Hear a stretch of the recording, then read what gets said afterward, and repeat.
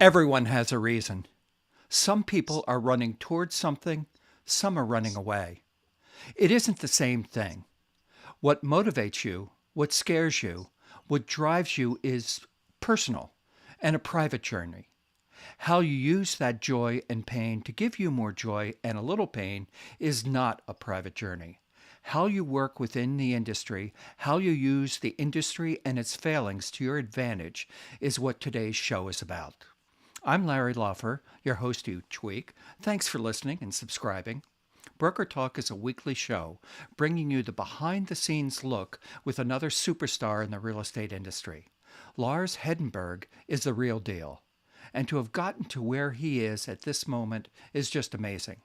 He's an emotional and passionate guy sharing his work and how he got there along the way. He learned a lot of lessons and he has given you the opportunity to shortcut the line with his Real Estate B-School. On the way to not becoming his father, Lars had to make a decision of who to become. Lars is smart. Lars is a student of the business through several sectors of our financial markets. Lars is a nerd, and I love nerds, as you know. I'm one myself. He knows how to use and create technology. I'm thrilled to have these minutes with Lars. Welcome to Broker Talk. Larry, man, what an intro. And it's awesome to be here. I'm excited for the conversation today. Lars, I was thinking we share a number of things from a personal point of view growing up. I know your history that you came from a difficult family, as did I. You were looking for reasons and ways to get around that. My father was a milkman, home delivery milkman, and had a job, went to work every day. It wasn't working between he and his wife. And the only way I could spend any time with him is go on his job. And I went into people's houses in the middle of the night to look what they had in the refrigerator and came out. I developed a passion for people's homes. And I know that along your path through elite education, that you also went along and first worked in one field, then worked in another financial institution, and finally found real estate at the possibly the worst time. Uh, that did not bother you. That made you hungry because at that time you had a purpose, and that purpose was to provide for your family. Can you talk briefly about that? I've kind of laid out everything, right? Yeah, for sure. So, and when I kind of look at the journey, and even um, going back as a kid, my parents divorcing at a young age, my dad being an active alcoholic until age 15. And, I kind of chose this path of keeping my head down and, doing the right things. And it turned into an achievement, addiction almost. And that sort of manifested itself in, captain of the football team, getting A's, going to engineering school, being really successful in corporate, working a Wall Street job, and then, being involved in acquisitions and strategy for an aerospace company, getting my MBA from Duke, and then just continuing, being an investor and then getting into real estate and figuring out how to sell 27 homes in my first 10 months and 44 homes in my first full year, and then going down the path of leverage. And, so that's the socially acceptable side of it, that all of that seems well and good. And there's a lot of achievement and accolades. And, but I think to your point, the personal side of it is there's a lot of, it's exhausting to have this sort of drive in you that's almost unnatural, that forces you, whether you like it or not, you're always going to be looking for achievement and pushing yourself. And so it served me in the one respect in terms of providing a lifestyle for my family and opportunities that, I never had as a kid and my wife never had. And, our children are forever, I don't know how they're going to figure out because they have a different upbringing than I had. But yeah, and then getting into real estate, just realizing that, it's like, even though I got in when the market was complete crap, unbeknownst to, in other parts of the country in 2006, it was revealing itself. But in Charlotte, it was, I left my corporate job in March of 2007, and the inventory in Charlotte started shooting straight through the roof in June 2007.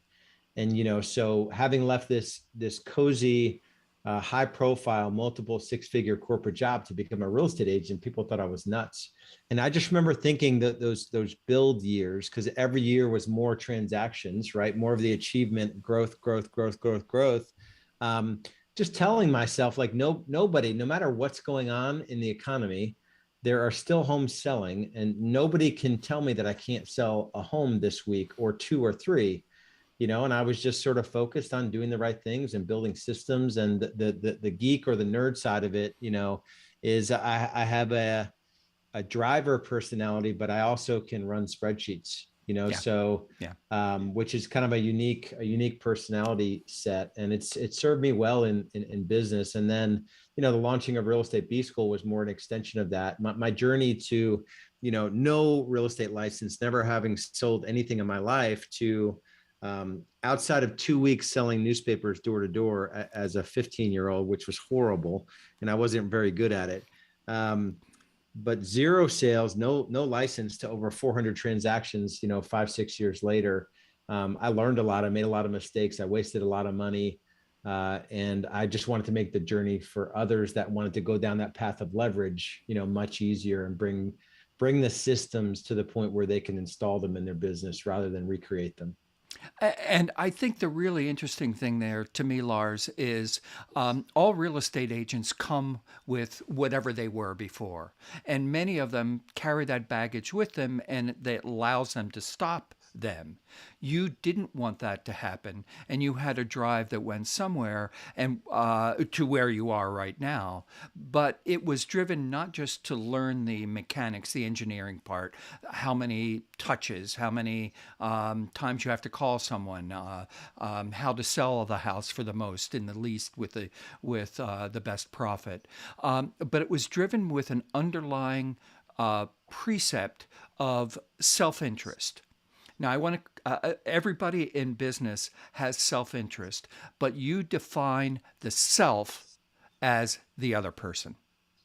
You are looking, and you do that in your, from my understanding of everything that I've watched you do, you are doing that not only for your clients when you were a producing agent, but you now do it for the Real Estate B School, where you're helping other agents understand that self-interest is really be interested in your clients and what their needs are, and they will come.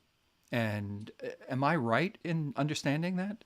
Yeah, no, you're not. And this is a humbling, and I've told this part of it publicly, but it's been a journey, So I'm at the point, now where I know my current season and my next season is about serving and impacting others, and way more selfless approach to life than, when I first left my corporate job, and we had just got married, just had our first child, getting into 100% commission job. It was very much, I was very transaction oriented. So there was no like, hey, let's hold the baby while while we're looking at houses. It was like, you've got 4 houses to look at today. We're buying one, so, and it was only, so that was 2008, 9, 58, 118 transactions, starting a team. When I started a team, it even was very like, I am totally overwhelmed, and people were there to make my life easier. So it was a self-interest. It was very, very selfish, and it wasn't like I was being an a-hole about it. It was that I was just so overwhelmed. I felt so much pressure to provide for my family, leaving this, seemingly the stupidest decision ever. First of all, to leave, like, I had a very high level, very exciting corporate job. And to leave that to go into real estate, that was crazy. And then the market tanked. So it looked even more foolish, in hindsight. And so it's all of my painful lessons in building a business came from the fact that you know, I initially started like, okay, these deals are for me to provide for my family, and these agents are to make my life easier because I can't work with buyers anymore. To the point where like that didn't work. Very difficult conversations where I burnt agents out.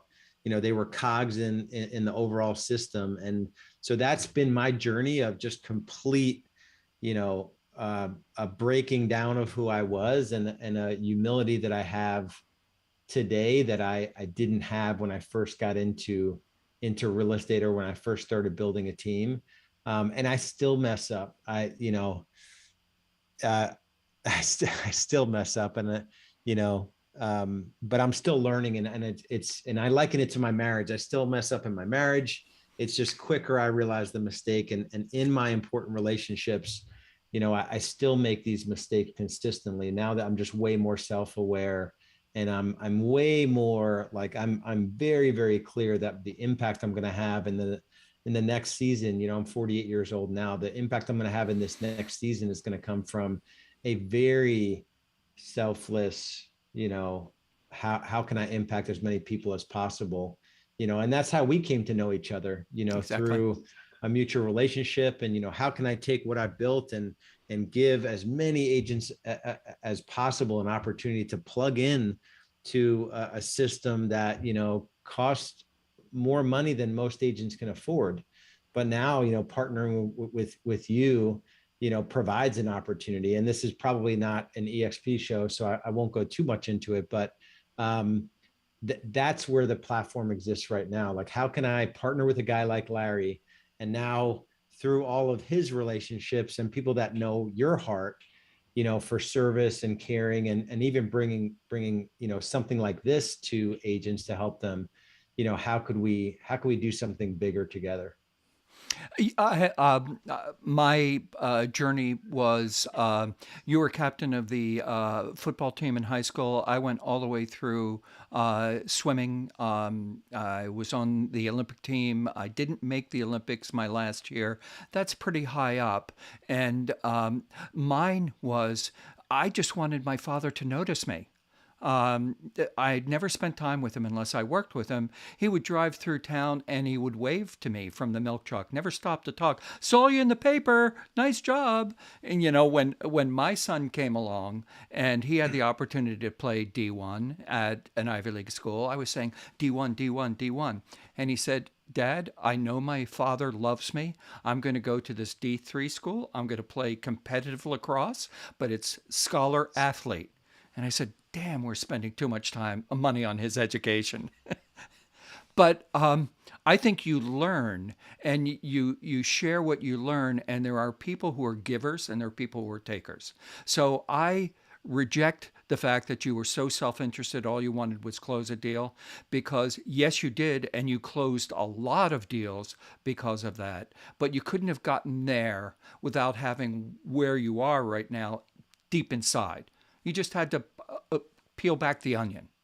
And I think so many agents do that. And I think coaches have the ability to understand that in other people and plug them not only into their system of how to be a better agent, but to understand how the emotional part is part of it.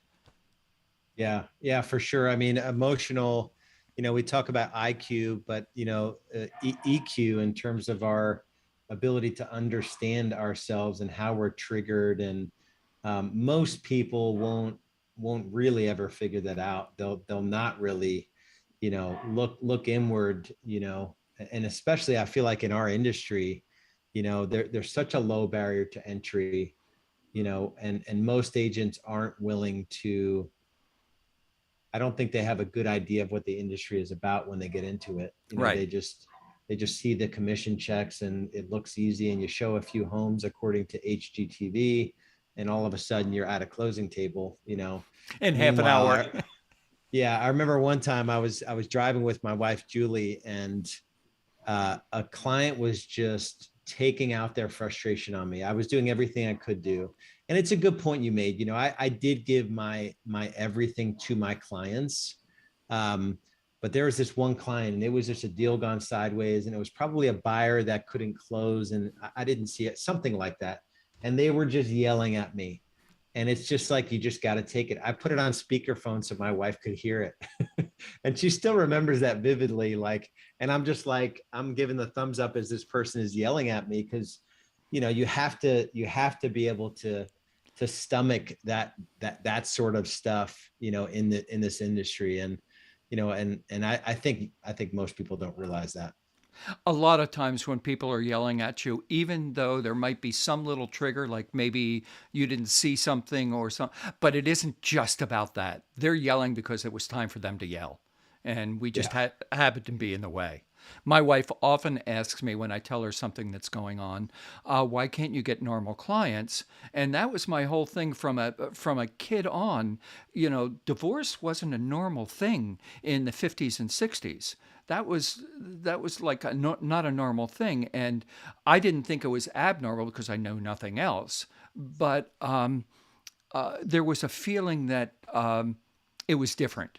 And I had to somehow understand what normal was to the point where there is no normal.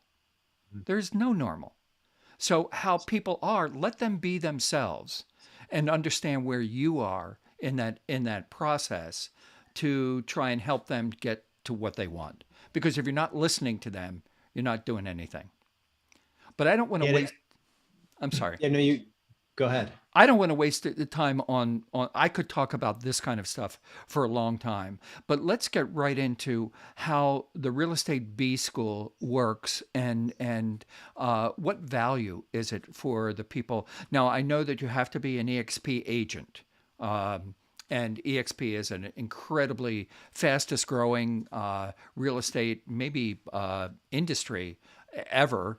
The eXp model is the way I understand it. There really isn't a financial reason not to do it because it gives you multiple ways for income rather than just you sell a house, you help buy a house and you get a commission. This gives you multiple ways. So talk for a bit about the real estate B school. Yeah. So, I mean, when I kind of did that journey, I had this mindset toward, leverage and, selling 44 homes in my first full year and being like less than 2 years married, having a newborn. Um, it was just out of bounds. Like, I was like, what is going on? It's like evenings and weekends, 60, 70 hours a week. And so the journey was tough. And there wasn't, I've been coached a lot. I've spent over $1 million on personal development and business coaching, and probably only a quarter of that, if not a lot less, in the real estate space. So a lot of it's been external to the real estate industry. But the journey was really hard. There's a lot of trial and error. There's a lot of mistakes that I've made in just fundamental sort of the selling part and lead conversion and lead management. And just, there's so many things that you need to do to optimize your business. And none of the coaches that I hired had this stuff.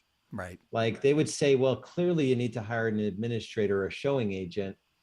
It's like, good luck. Like, let's talk next week, So real estate B school is as close as I've seen in our industry to every tool and system that you will need to go from 0 to 100 to 500 to 1 million to 1.5 million, and then 2 to 3 million plus. And there are 6 distinct stages of growth that we've seen in my journey, and now hundreds of people that have been through real estate B school. And there are folks that have paid over $30,000 for access to the same materials that because of our partnership they would be able to plug into.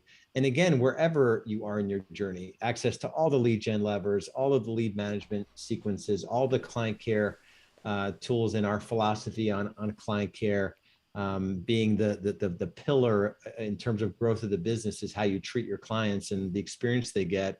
And then all the planning tools, the tracking tools, and all the team growth tools as well. So and it's as turnkey as anything I've ever seen. And that's what we've been working on since 2013. And the passion is really, when I started Real Estate B School, I was looking for someone who was like me when I got into real estate. So someone, married, with young kids, and they were selling a lot of homes, but their life was unmanageable, and there was going to be consequences outside of real estate, either in their relationships or they're not going to be present at home. And so the motivation was to help others be good dads and husbands and sell a ton of real estate. And so it's very advanced, in terms of what you get access to. But it's developed now, so the impact can be, working with you and your market and your network, and getting to work with, I've got a guy in Spain named Lars. Literally in my organization is a guy in Spain named Lars. I'm opening up New Zealand, now. So this Real Estate B-School tools and systems, the ability to impact more agents with, I think what's fundamentally lacking in the coaching space. You get on a call with your coach every week and it's like, hey, Larry, have you made your calls? No, I didn't make my calls. What got in the way? I was busy working a deal. It's like, so what do we have to do to change that next week? Time block. Okay, we'll talk next week. Yeah. So that's that. I mean, there are good coaching companies that help with productivity coaching. So I'm not mocking that. But our conversations are a bit higher. How do you detach, time from money, and Right. how do you Right. sell? The year I sold 420 homes, I worked like 40 days, or something crazy. So Yeah. I just figured out a way Once to the system, detach. Yeah. you Just know, install all these little systems, right thing, right system at the right time in terms of your journey in the business. And that's kind of what we built out. that is really the drill down point, and the thing the audience needs to understand, that the Real Estate B School drills down into what the actions are and provides you the tools and techniques to get that done in a way that demands less of your time and generates more income. That's the most impressive thing. We have lots of coaches through here. I had a coach who had a good system that I was supposed to be following, and I would put the work into his system so he would be able to see and read what was going on. Never got any feedback, and that's all I wanted. Hey, good job, or hey, why didn't you do this? In a real time way, and it's nice when you can deliver and you can see the results. And it's not how much you spend, it's how much you make in these kinds of situations. Is there anything I haven't asked you? I know we have just, we could go for hours, but what haven't I asked you? I mean, I would say in terms of like, I think why most real estate agents don't make the kind of money that they want, working the kind of hours that they're working. Um, and typically if they're selling a lot of homes, they're enduring a level of stress that is unmanageable, and it will have these collateral impact, in their marriage or whatnot. It's like 80% mindset. Yeah. So when I look back on my journey, yeah, I made all the mistakes, and at the same time I had this mindset where like, and it didn't start out as a mindset. It started out like, holy cow, all the nonsense that I need to do to sell 44 homes in a year. I'm like lugging yard signs in my car. I'm like filling brochures. I'm doing lock boxes. I'm taking photos. I'm designing brochures. I'm printing brochures in a Sunday afternoon. I'm entering listings into MLS. All of those things I decided were not going to make me 250, 500, $1,000 an hour. And agents continue to think that that's the job of a real estate agent. Like, even when you talk to somebody, if I could follow most agents around for a week or two, what would it look like? You're an errand. You're either running personal errands or business errands half your time. Right. And so when you're making $75,000, by hiring I'm in a major metro market. We put an ad out for a courier at $9 an hour. We have 100 responses. Wow. So At like, $9 an hour. yeah. And then of course we find someone good and they quickly ascend, and we've had couriers become agents on our team. So it's a mindset around like deciding how much money you want to make, and then backtracking into the number of hours that you want to work, and then start getting clear on where you spend your time. What I can do, Larry, and you have access to it, but I can email it to you, and you can maybe, I don't know how you kind of get in touch with your listeners, but the time study exercise, like on my podcast, I'll say, send me a personal email and I'll send the time study. It's a really valuable tool that you can use to I would love determine that. how much of your time. So I'll send it over to you, Oh, and thank you. however yeah, you I'm, could just send it out to some folks that might be interested. it reminds me of, I think it was Tony Robbins, majoring in minor details. You get lost in the weeds, is another way to say it. 100%. You know, hey, I wish we had more time. It is such a joy to have had you share your stories. Uh, Thank you so much.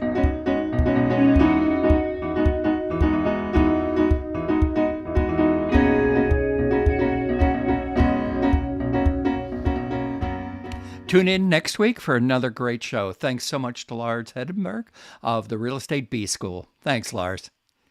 You're welcome. Happy to do it. Recording stopped.